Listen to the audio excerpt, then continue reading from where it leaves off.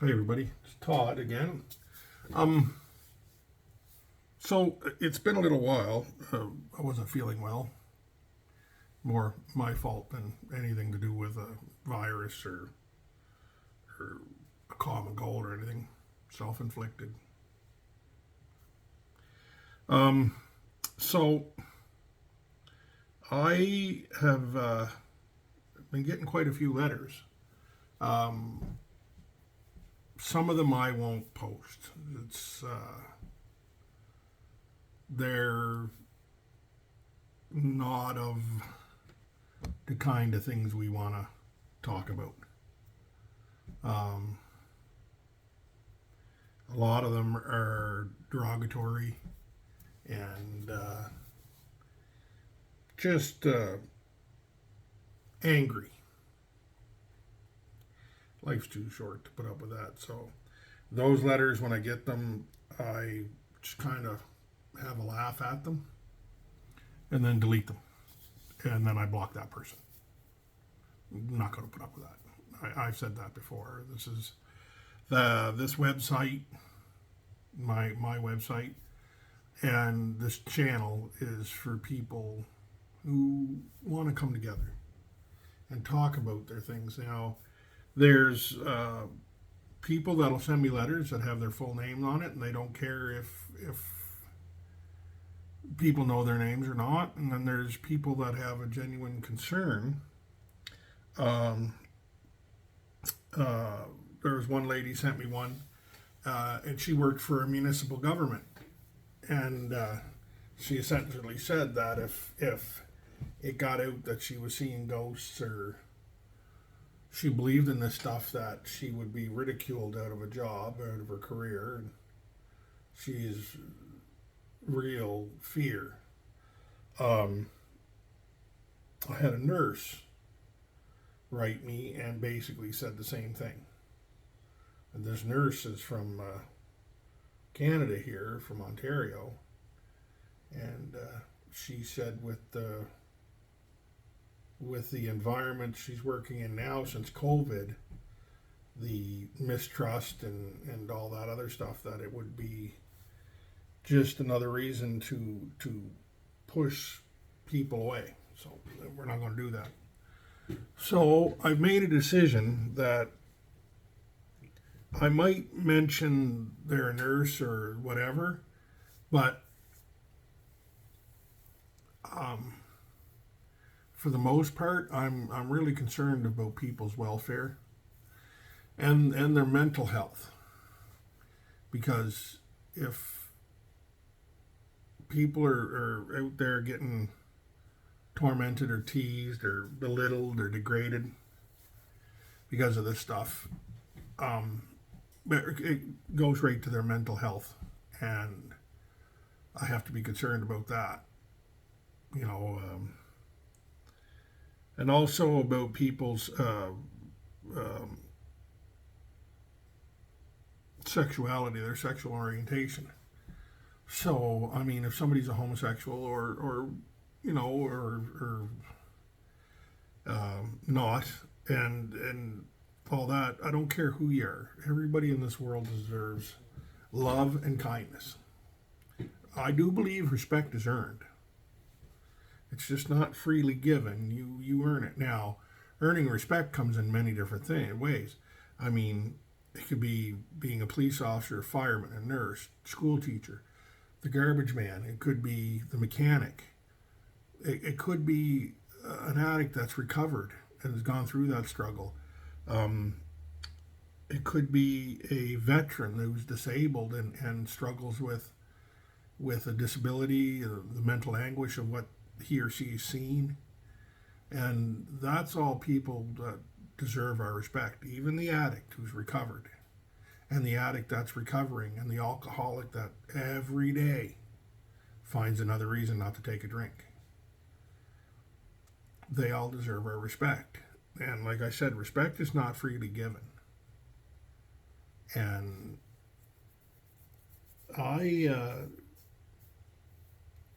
the the people that have moved on or passed away, they also deserve our respect. So when I go to a graveyard, like Wilson Point or up the other graveyard I was at, or an abandoned graveyard, and there is a difference between a cemetery and a graveyard. The people there that are in that you're looking at their markers, they also deserve respect. They don't deserve to be made fun of or belittled or anything like that, even though they're 99% of the time no longer here with us. They've moved on, and those were somebody's family. So we try to be respectful and kind. And, well, that's today's rant. If you can't be respectful and kind, and you're looking to belittle people and call names and all that, just do the world a favor. Find a way, whatever's frustrating you, just find a way to get it out there, because that's your mental health too. And it's probably more to do with you than it is to do with anybody else. So, that being said, now let's get into, okay, enough of the serious, and I mean, it's all serious, but enough of the, Todd Talks instead of TED Talks. Anyways, I got this one a week ago, October 20th, and I read it, and I thought it kind of stuck with what we were doing. Now, I have got lots of letters in my email, and I love them all. There's some really good ones. Now, folks, there's some of them that have been pulled right out of Reader's Digest, and that's fine. If you want to share those, that's great. They're also good stories, and especially this time of year, like Halloween coming, ghost stories, spooky. That's great, and we are going to be going to more graveyards as we get closer to the Halloween, and to do that. But what I wanted to do is I wanted to read you this story. Now, this story comes from Marina W., and she's an immigrant. She immigrated to the U.S. from Germany, and she's a chef by trade. So, I'd love to sit down. I'm kind of a big chubby guy, so I'd love to sit down and have. Anyways, so her and her wife opened up a restaurant. Anyways, I'll read the letter to you. It says, I was shown your website by a friend of mine, and after some thought, and by the way, thank you, friend of Marina's, for showing her the website and being a visitor. Every time somebody clicks on the website, my phone dings, which really makes my wife upset. But I like the ding, so. And she kind of is to the point now where it dings. She goes, where's that person from? Because we've had them from China. We've had them from all over Europe almost, U.S., Canada. So it's a lot of fun. And it's kind of getting to be sort of a, where's Waldo? Put the pin in the map. Anyways, so she said, after some thought, I decided to tell you what my wife and I went through. I just moved over to the U.S. from Germany, and we moved to a small town in California. Is there any small towns in California? I'm a chef by trade and love to cook and enjoy the feeding people. Well, that's a good thing if you're a chef. And I would like to be fed. When we moved to California, I had the idea to open a small restaurant, a sort of cafe. My wife found the perfect building with parking for a great price. Okay. The building had been on the market for a few years and had sat empty for all those years. With the money we had saved and a business loan, we had more than enough to buy the building and make the restaurant we wanted, as well as finish a nice apartment upstairs for us. Well, handy. And I think that's a lot of people first starting out, like restaurant. You see that a lot with an apartment upstairs. While I worked with the contractor in the restaurant, my wife decided that she would take over the apartment and do the work for herself. Everything was going great, and we were so in love. It all seemed to start suddenly. Well, that's never a good sign. It all seemed to start suddenly. The restaurant was open, the town accepted us and loved to come in for a good meal or just a cup of tea. We were closing up one night when my wife came in asking what that loud bang was. I looked at her, then at my dishwasher. When we told her we hadn't heard anything, she told us that it was a loud bang and that we must have heard it. When we told her we hadn't heard it, she went back out front to take care of the count for the night. The count must be like a till thing, or I never ran a restaurant, so I'm assuming it's the tills or the. Anyways, take care of the count for the night. Once the dishwasher left, I was alone in the kitchen. I was finishing up when I felt someone put a hand on my shoulder. I jumped at the sudden touch, and when I turned looking for my wife, I was shocked to find I was alone. Okay, well, anytime you get a touch, I mean, a touch could just be saying, hey, I'm here, we're sharing this space. But a touch could be like a scratch, pulling of hair, a jab, slap punch. So there's a whole spectrum of touching. It's, you place a hand on somebody's shoulder just to say, hey, I'm here. We're in the same space. They just could be looking for acknowledgement, or could be anything. It doesn't seem to be malevolent, or doesn't seem to be dark at this point. It could just be somebody there. I looked around for what could have touched me. I became very uneasy being in the kitchen that night. So I went out front and sat with my wife. She asked about the bang again and again. I told her that we didn't hear anything.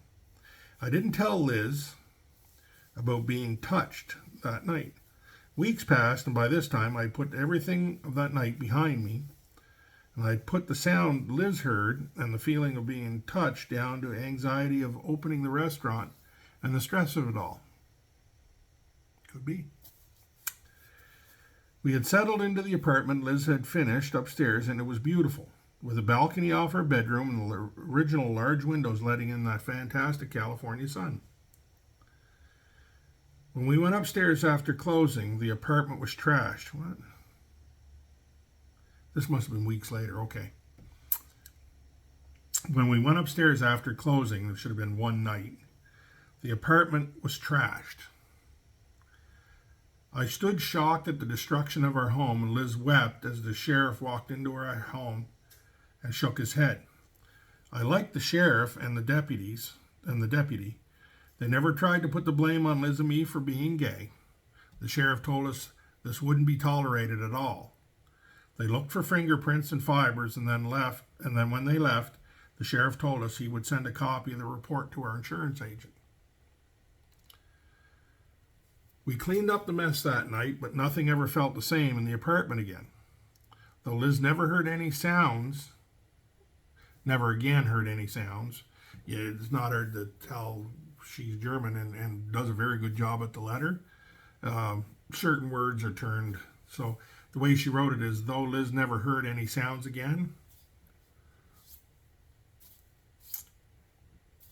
there's correct, like grammar, like being correct with your grammar, and then having it read easy, like, kind of flowing.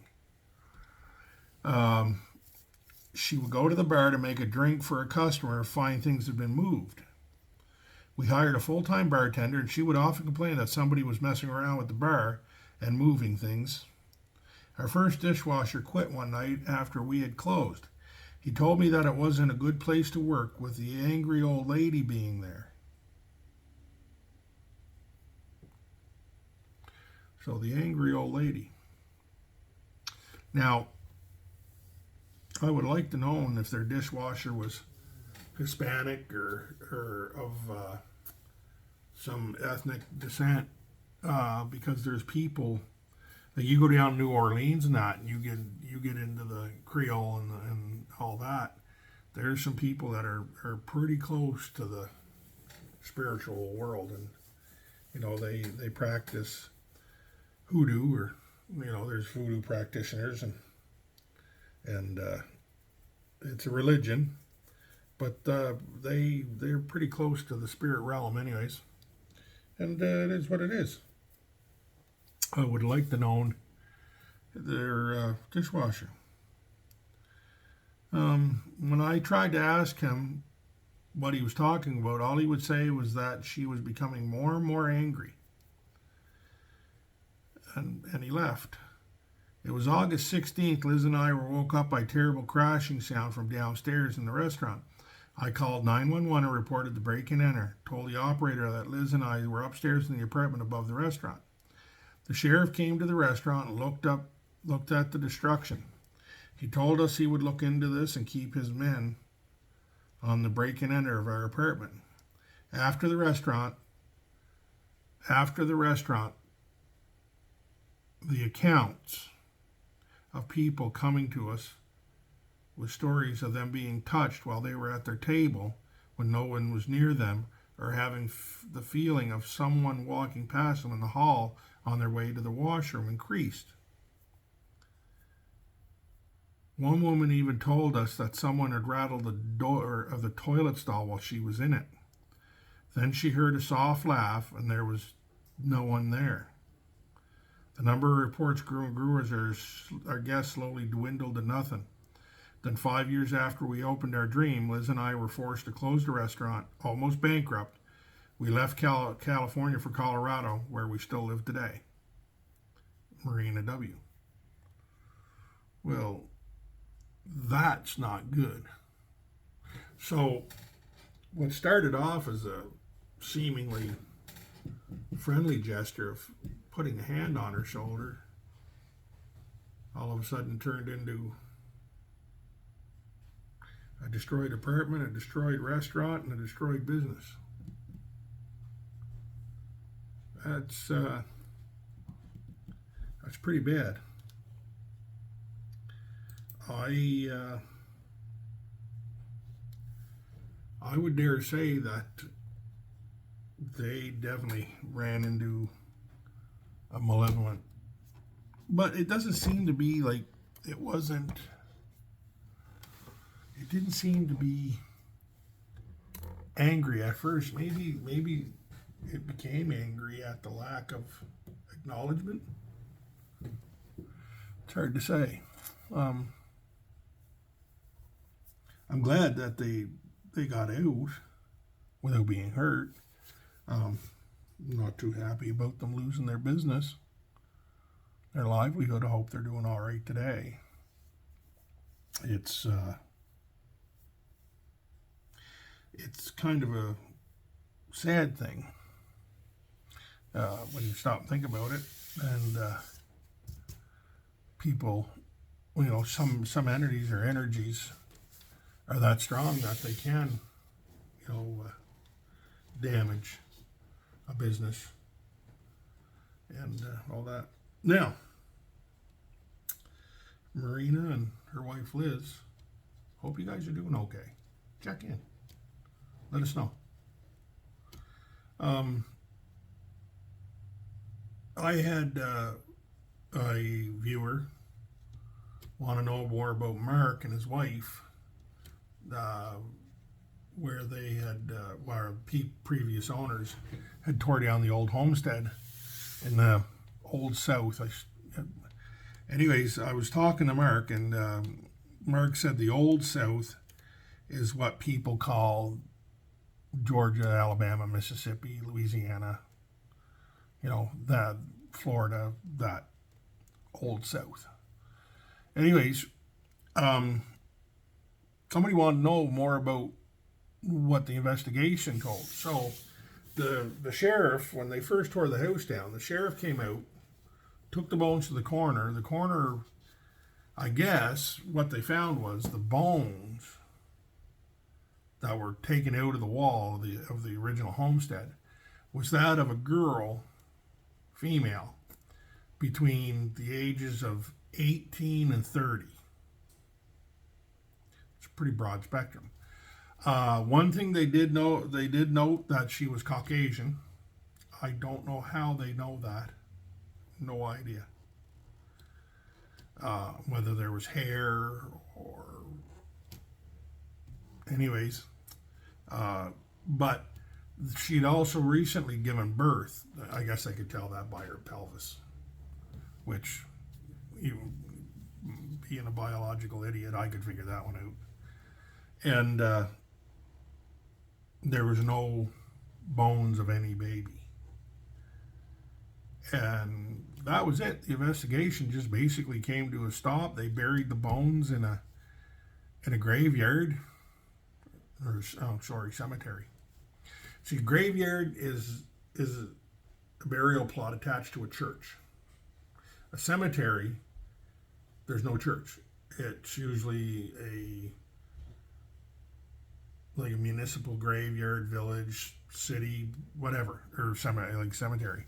But a graveyard's attached to a church, so it would be Saint whatever's graveyard, where it might be like, could be Portland, Maine cemetery. That's the difference. And they buried the cemetery. They buried the bones in a cemetery. So, this girl had given birth, so we could probably speculate she was murdered and then buried in a walled up. 2, she was never given a name, so she was buried in a pauper's grave. Just the simplest of wooden crosses. The grave's been lost. Nobody knows where it is now. Yeah, so that's when I talked to Mark, that's what Mark come up with, and that was that. And anyways, that's as far as we're going to go for that. Okay, bye. Have a good day. Talk to you later.